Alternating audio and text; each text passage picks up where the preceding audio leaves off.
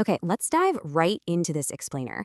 Today, we're unpacking a massive, seriously dense 1600-year-old philosophical masterpiece. It's called the Mahaprajnaparamita Upadesha, written by the ancient philosopher Nagarjuna and translated by Kumarajiva. We're going to tackle a really fundamental question here. What actually holds the ultimate value in our universe? Is it grand, physical, material monuments built in devotion, or is it something entirely invisible?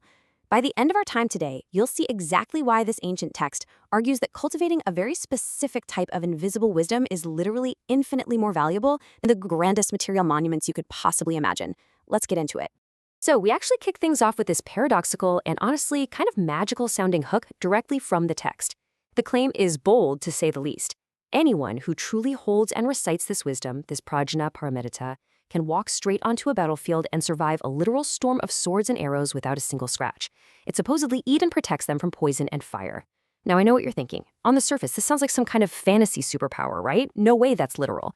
And that immediately grabs our attention and demands a deeper look. Because remember, Nagarjuna isn't writing a fantasy novel here. He's writing a rigorous philosophical treatise. So, what is he actually trying to say? Well, what's really fascinating is how the text completely peels back that literal interpretation to reveal a super profound psychological truth. You see, the real weapons we need protection from, they aren't physical swords or literal fire. The true battlefield is actually internal. By practicing this wisdom, a person is essentially pulling out the internal arrows of lust, the swords of anger, and neutralizing the poisons of ignorance and false views. When you eliminate these internal drivers of conflict, these inner weapons, you fundamentally remove yourself from the whole karmic cycle of violence. You don't get harmed by outer weapons simply because you've completely 100% disarmed the inner ones. Which brings us to the absolutely crucial point, understanding this very complex Sanskrit term, prajnaparamita. Roughly translated, it means the perfection of transcendent wisdom. The text describes it as a supreme mantra. But hold on, not in the sense of some magic spell you just repeat over and over. It actually works by completely dissolving the whole concept of I and others. A true practitioner of this wisdom doesn't grasp at a self, they don't grasp at living beings, they don't even grasp at a lifespan. It literally deconstructs the entire illusion of the ego. And here's the brilliant logical loop of it all. If there's no self left to grasp, well, there's literally nothing left to be harmed or to cause harm to anyone else.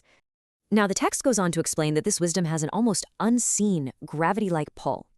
Even if someone doesn't completely understand it yet, just writing it down and keeping it respectfully in a physical space actually invites protection from celestial beings, like the deities of the four heavens. Why? Because this specific wisdom is the fundamental birthplace, the mother, if you will, of all past, present, and future Buddhas. Think of it like the Bodhi tree where enlightenment happens. The sheer atmospheric pressure, the immense merit of this knowledge, turns any space that holds it into a literal sanctuary. And all of this sets up a totally fascinating Socratic debate between the celestial deity Shakra and the Buddha. Shakra poses this really practical question that just cuts straight to the core of human religious behavior. He asks, okay, after the Buddha passes away, if one person builds these massive, grand towers to worship his physical relics, and another person simply studies and writes down this prajna wisdom, which action actually brings more merit? It's basically forcing us to consider where the true source of value actually lies, you know? Is it in the tangible, physical stuff we can touch, or the intangible, mental world? The Buddha's answer here is brilliant, and we can really think of it as a hardware versus software relationship. He explains that his physical body, and therefore his physical relics, are really just the vessel.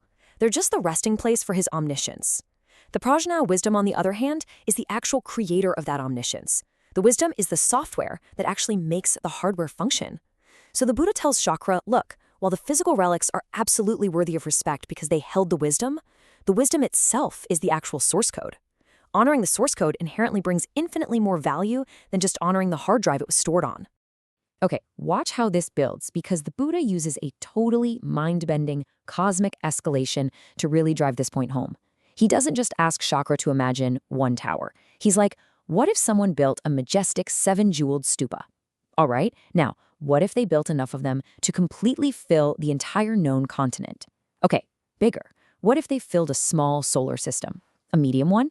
He just keeps scaling up until he asks Shakra to imagine the entire 3,000 great thousand worlds, which is basically the ancient way of saying the entire freaking universe, completely packed wall to wall with towering jewel-encrusted monuments dedicated to the Buddha. But wait, he doesn't stop with just the physical scale. He pushes this thought experiment to the absolute limit of time itself.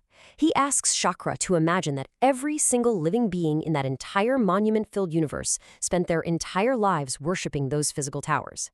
And we're not talking about just for a few years, but for an unfathomable cosmic eon, known as a kalpa.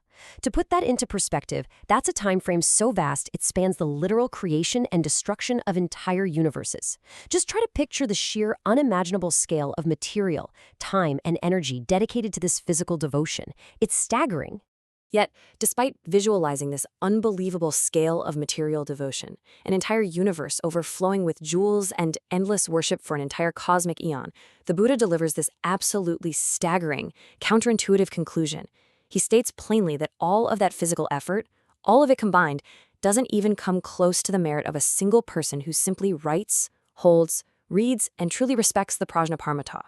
The merit of just understanding this invisible wisdom exceeds that entire universe of physical towers by 100 times, 1,000 times. It literally goes way beyond what mathematical calculation or metaphor can even express. So, hearing this, Chakra naturally asks the obvious question. If this wisdom is really so infinitely powerful, why do so few people actually pursue it? Why is basically everyone so focused on material wealth and building physical monuments? And the Buddha's explanation is pretty blunt. Grasping this invisible wisdom requires an incredibly rare combination of unbroken faith and past merit. Most people are just totally caught up in worldly pursuits because, in their past lives, they simply haven't cultivated the necessary prerequisites, things like giving, ethics, patience, or deep meditation. So when they're finally presented with this ultimate formless wisdom, they just don't have the mental framework to recognize its value. It's kind of like a blind person being handed a massive chunk of gold. They just can't appreciate what they're holding. And there's this really beautiful convergence the text uses to explain exactly why prajna is so supreme. Think of it like a tree. Every other good deed or spiritual practice is simply a branch growing from the foundational root of prajna. The 10 good deeds, the 4 measurables like compassion and joy, the various stages of meditation, and even the other perfections like giving and morality. All of these enter into and are literally born from prajnaparamita. Without this core wisdom of emptiness and non-self at the root, all those other actions are just ordinary worldly deeds. It's the wisdom that acts as the engine, transforming everyday actions into an actual path to enlightenment. Ultimately, what the source material is making here is a massive claim about preservation. Physical things, no matter how grand, even jewel-encrusted stupas that fill a universe, will eventually crumble to dust. That's just a fact. But as long as this profound software of wisdom is studied, written down, and truly understood, the very core of the spiritual path survives completely intact. The text argues that if Prajnaparamita remains in the world, the 3 jewels, that is, the Buddha, the teachings, and the community of practitioners, will never be extinguished. It is the eternal flame that literally keeps the entire system alive. As we wrap up this explainer, I want to leave you with a provocative final thought to chew on. The 1,600-year-old philosophy directly challenges our most fundamental human instinct to value the tangible over the intangible. It really forces us to look in the mirror and ask, in our own lives, are we pouring all of our energy, our time, and our resources into building our own modern versions of jeweled stupas? Material wealth, outward appearances, physical legacies? Or are we actually dedicating time to cultivate the internal wisdom that fundamentally frees us from suffering?